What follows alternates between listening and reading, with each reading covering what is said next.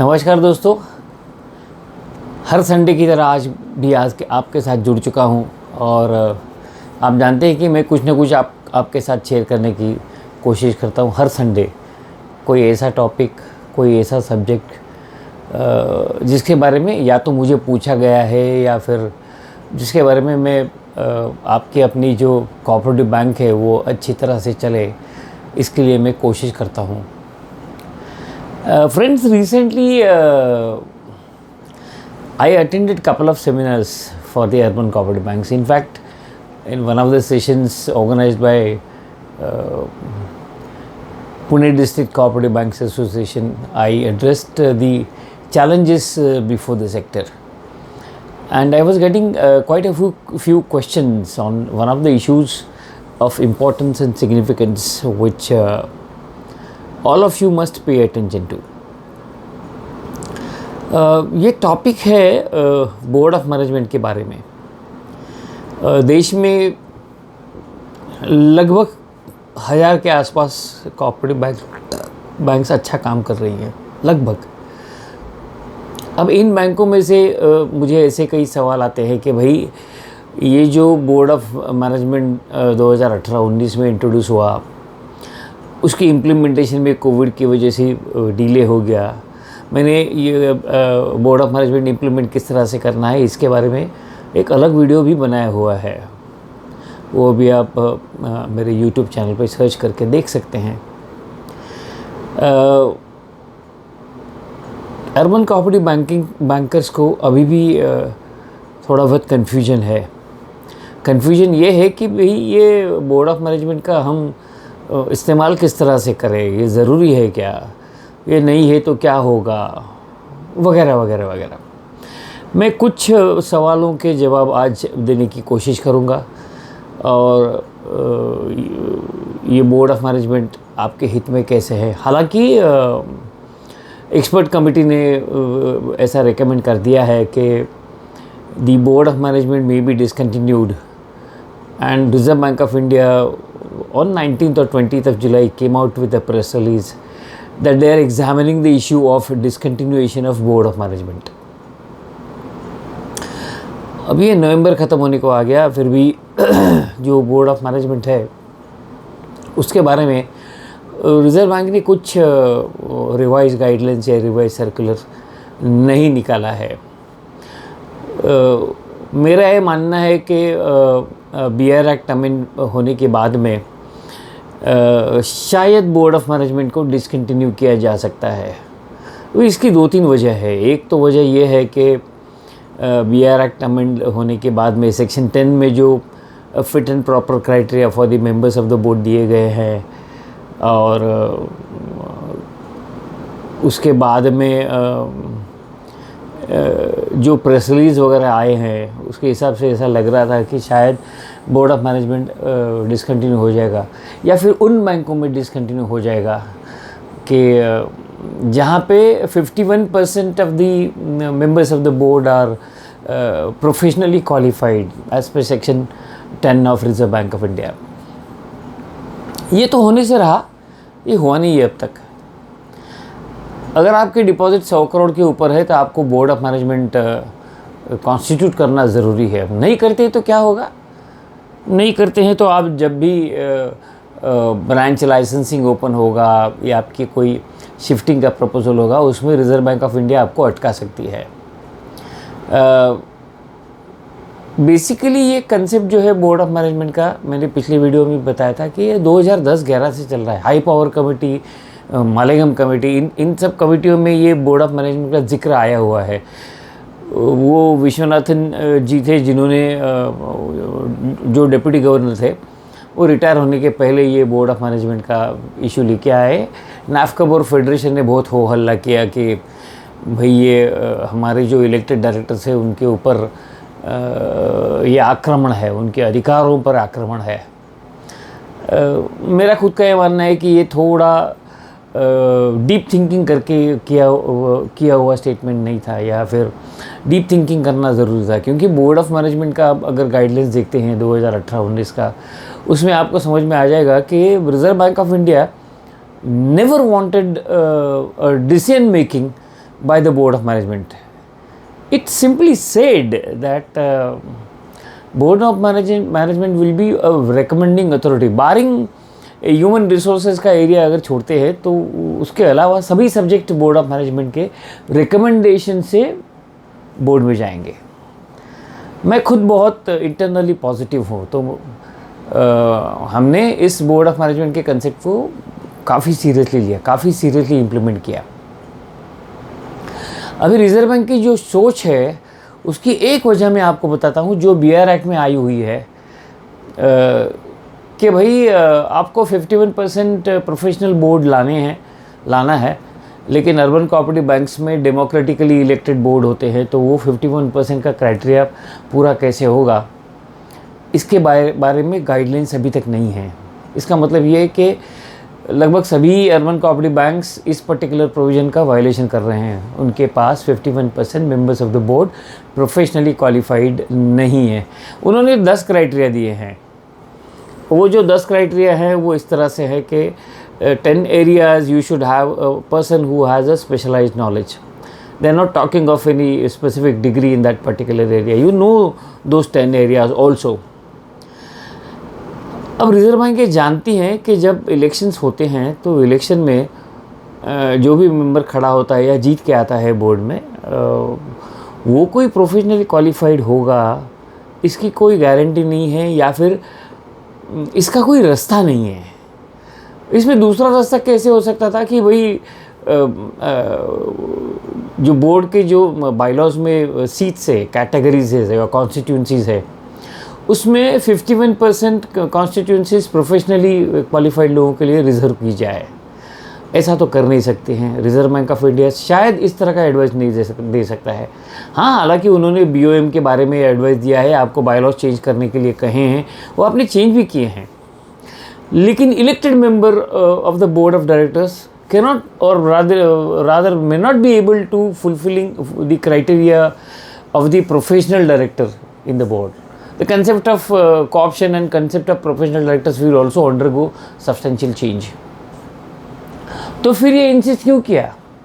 वो इंसिस्ट इसी वजह से किया, BOM का कंसेप्ट इसी वजह से इंसिस्ट किया है कि तुम्हारे बोर्ड में सब लोग प्रोफेशनल नहीं होंगे, तो आप मिनिमम 5 लोगों का बोर्ड ऑफ मैनेजमेंट बनाओ जिसमें आप प्रोफेशनल्स लाओ. जो प्रोफेशनल आएंगे तो अच्छी तरह से बोर्ड को वो रिकमेंड करेंगे प्रोफेशनली, बारिंग HR सभी जगह पे, जिससे बैंक भविष्य में जाके डिफ़िकल्टी में आ सकती है. उन सब मसलों पे रिजर्व बैंक ऑफ इंडिया अच्छी तरह से एडवाइस कर सकती है. बोर्ड ऑफ मैनेजमेंट अच्छी तरह से एडवाइस कर सकती है. इसका मतलब ये है कि जो नॉलेज पड़ा हुआ है, जो हर एक डायरेक्टर को होगा ऐसा ज़रूरी नहीं है. इसलिए बोर्ड ऑफ मैनेजमेंट का शायद कैंसिल होना मुझे नहीं लगता होगा. इसका मतलब ये है कि बोर्ड ऑफ मैनेजमेंट जो आया है, जो कंसेप्ट जो आया है, वो वैसे के वैसे रहेगा. वो आपको किसी भी हालत में शायद अगले 5-6 साल आपको चलाना पड़ेगा. मान के चलो, I mean, let us presume that this concept of board of management is here to stay. Then how to take advantage of it? How to take advantage of it? How to execute it? How to ensure that the board of management contributes to the betterment of the bank? This is the key area, key subject. मैंने कई bank ऐसे देखे हैं कि उन्होंने board of management constitute तो किया है लेकिन काम नहीं चालू किया है. ऐसा नहीं चलेगा. आपने अगर कॉन्स्टिट्यूट किया है तो उसका काम चालू कर देना चाहिए. एक बात ध्यान से सुन लो कि जो बोर्ड ऑफ मैनेजमेंट का मेंबर होगा वो भी आपके बोर्ड ऑफ डायरेक्टर की जो क्वालिफाइंग क्राइटेरिया है वो फुलफिल करने वाला बंदा होना चाहिए. जो भी क्राइटेरियाज है वो तो होना ही चाहिए. सब्जेक्ट में एक्सपर्ट होने वाला बंदा अगर आप लाते हो तो जिससे बैंक को फ़ायदा होगा. मेरा ये सोचना है कि ये जो बोर्ड ऑफ मैनेजमेंट के कम से कम 3 बाहर के बंदे होंगे.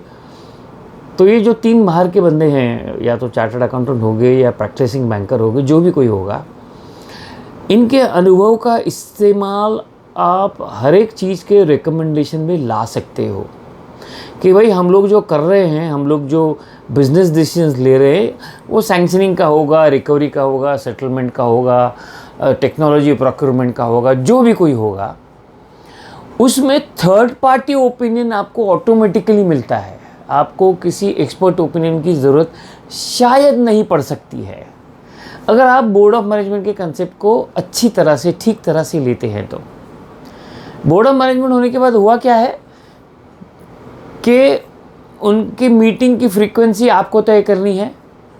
आपके normally committee form of organisation में क्या होता है, बोर्ड अपेक्स है, बोर्ड डिसीजन मेकिंग बॉडी है और उसके नीचे 5-6 सब कमिटीज काम करती हैं। ऑन पार है board of management because they are the recommending authority. आप अगर आपके एग्जीक्यूटिव टीम से रिकमेंडेशन लेते हो तो वही रिकमेंडेशन आपको बोर्ड ऑफ मैनेजमेंट रिस्पेक्टिव सब कमिटी में लाना है। तो आपकी जो डिसीजन मेकिंग सब कमिटी होगी वो सब कमिटी के पहले आप बोर्ड ऑफ मैनेजमेंट की मीटिंग लो, सब्जेक्ट डिस्कस करो, रिकमेंडेशंस विद मॉडिफिकेशन दे दो, सब कमिटी में वो सब्जेक्ट जाएगा। सब कमिटी में जब सब्जेक्ट जाएगा तो सबसे बड़ा एडवांटेज होगा कि ये सब्जेक्ट बोर्ड ऑफ मैनेजमेंट ने रिकमेंड किया है। इसका मतलब ये है कि 6 इंडिपेंडेंट बंदे होंगे, हालांकि उसमें 3 आपके खुद के डायरेक्टर्स भी होंगे। ये 6 बंदे ऐसे होंगे कि जिन्होंने बोर्ड ऑफ मैनेजमेंट का सब्जेक्ट रिकमेंड किया होगा। You get first insulation as a board of directors, as a member of the board और as a banker, you get the first insulation. You have 6 people's independent endorsement for the subject related to your bank. Then it will go to subcommittee and then it will go to the board for the final decision. Reserve bank ने ये clearly कहा है कि board of directors को ये जो board of management का recommendation होगा उसके मानने की आवश्यकता नहीं है। बोर्ड ऑफ डायरेक्टर्स डिसाइड कर सकता है कि जो बोर्ड ऑफ मैनेजमेंट ने रिकमेंड किया वो हमें मान्य नहीं है। उसमें सिर्फ एक चीज़ आपको करनी है, वो क्या चीज़ है? You have to record the reasons for which your board is not agreeable to the recommendation of the board of management. एक छोटी चीज़ इस प्रोसेस में है जो शायद ध्यान में नहीं आती लोगों के, कि बोर्ड ऑफ मैनेजमेंट की जितनी भी मीटिंग्स होती हैं वो सब मीटिंग के मिनट्स आपको बोर्ड ऑफ डायरेक्टर्स में एंडोर्समेंट के लिए रखना है, रीडिंग के लिए रखना है, कंफर्मेशन के लिए रखना है। इसका मतलब ये है कि आपका बोर्ड ऑफ मैनेजमेंट जो काम कर रहा है रेगुलरली, जो हर एक सब्जेक्ट में उनका जो कंट्रीब्यूशन आ रहा है वो कंट्रीब्यूशन बोर्ड नोट करे। अभी कई बैंकरों ने मुझे पूछा कि फिर ये डेलीगेशन चेंज करने की ज़रूरत है क्या, इसमें कोई डेलीगेशन में अमेंडमेंट आता है क्या? एक बात समझो, board of management is a recommending authority, is not a decision making authority. Now, if it is not a decision-making authority, where is the question of changing the delegation? Your delegation can remain the way it is. It can continue to use the delegation. मान के चलो कि आपके CEOs और executives को delegation दिया गया है, समझो कि भाई 50 लाख तक का डेलीगेशन दिया गया है, तो वो इंडिपेंडेंट डिसाइड करेगा ना, क्योंकि वो सब्जेक्ट जो है सिर्फ नोटिंग के लिए बोर्ड में जाता है, वो बोर्ड ऑफ मैनेजमेंट में लेने की ज़रूरत नहीं है, because there is a specific delegation. आपका बैंक जितना बड़ा होगा, depending upon that there will be a delegation structure. Reserve bank ने ये कहीं नहीं कहा है, it is not advising you anywhere that you tinker with your internal delegation at any point of time. मतलब ये है कि आपका जो डेलीगेशन है वो जैसा है वैसे ही चलते रहेगा। जो डेलीगेटी है वो उसका इस्तेमाल, उसका रिव्यू का मैकेनिज्म आपके पास होना चाहिए। वो कंप्लायंस और इंटरनल कंट्रोल के हिसाब से आपका जो डेलीगेटी जो पावर्स यूज़ करता है वो पावर्स ठीक तरह से यूज़ करता है या नहीं करता है, उसका रिव्यू मैकेनिज्म चाहिए और फॉलोअप मैकेनिज्म आपके बैंक में होना ज़रूरी है। वो अगर है तो जो डेलीगेशन है वो तो जैसा है वैसा चलते रहेगा। बोर्ड ऑफ मैनेजमेंट में ये सब्जेक्ट जाते रहेंगे। बोर्ड ऑफ मैनेजमेंट के मिनट्स आपको अच्छी तरह से लिखने हैं और वो मिनट्स आपको बोर्ड में इंडोर्स करने हैं। अगर आपको ग्रो करना है, अगर आपको लगता है कि आपकी बैंक अच्छी तरह से ग्रो करना चाहती है, तो आपको ये सोचना चाहिए कि this is an insurance for the members of your board. What kind of insurance it is? Insurance of an independent professional view on any topic on which the board is taking a decision. This insurance has to be used by the members of the board effectively, in the sense that हर कोई subject अगर board of management से आपके board में आता है तो सबसे बड़ा एडवांटेज ये होने वाला है कि board has a confirmation that the subject has been investigated, properly studied, by the members of the board of management before it is recommended for consideration to the board of directors. तो ये जो mechanism है, मुझे लगता है कि शायद ये कंटिन्यू कर जाएगा, आपके सेफ्टी के लिए होगा. Board of management is your safety. Do not consider board of management as a hindrance, because they are not going to block your decisions. They are not going to block your decisions. और आपको ये तो सोचना ही है कि reserve bank के कानून का जो कानून है, रेगुलेशंस है, you have to follow the regulations. The same story the board of management will have to do. Now if you don't want to follow the regulation, then you don't need the board of management also. You can violate the regulation of Reserve Bank of India and face the consequences. You won't be able to do that, because over a period of time मेरा ये मानना है कि the urban cooperative banks have been learning the regulatory requirements very quickly and are adopting to the styles of running a bank very effectively. तो ये छोटा सा video मैंने आपके लिए इसलिए बनाया है कि बोर्ड ऑफ मैनेजमेंट का मैक्सिमम इस्तेमाल करो आपके बैंक के अच्छाई के लिए. अगर आपको इस सब्जेक्ट के बारे में कुछ परेशानी हो, कुछ दिक्कतें हो, कोई भी डिफ़िकल्टी हो, वो जो बोर्ड ऑफ मैनेजमेंट का 2019 का सर्कुलर है, काफ़ी सिंपल है, कोई उसमें कठिनाई नहीं है. You try to implement the directions given by the reserve bank of India. Be a compliant bank. That is going to be guarantee of your future existence. अगर आप रिजर्व बैंक के रेगुलेशंस की कंप्लायंस अगर आप करते हो, तो मुझे लगता है कि आपको कोई परेशानी नहीं आनी चाहिए. ग्रोथ हो जाएगी, चिंता मत करो, ग्रोथ होने वाली है. कितना भी आपको लगे कि रेगुलेशन थोड़ा नेगेटिव हो रहा है, सोचो मत, because it is in your safety. मैंने हर बार कहा है, कई बार कहा है, Reserve bank of India is the country's risk manager, and therefore when they are managing the risk they put certain conditions on the bankers और the licence holders as to how they will do the business. They are not talking what kind of business you are going to do. They are only telling you how you will do the business, how you will control your business. And then board of management under such circumstances with their expertise can help the bank by remaining compliant. आपको अगर ये विषय अच्छा लगा, video अच्छा लगा, तो like कीजिएगा, सब्सक्राइब कीजिएगा. अपने जितने भी कोऑपरेटिव बैंकिंग सेक्टर में जितने भी फ्रेंड्स हैं, उनको इंडोर्स करवाने के लिए कहिएगा. मैं हिंदी और इंग्लिश में बोलने की कोशिश करता हूँ ताकि ज़्यादा से ज़्यादा बैंकों तक ये सब्जेक्ट पहुँच सके, और 15-20 मिनट में आप समझ जाओगे कि ये टॉपिक का इम्पोर्टेंस क्या है.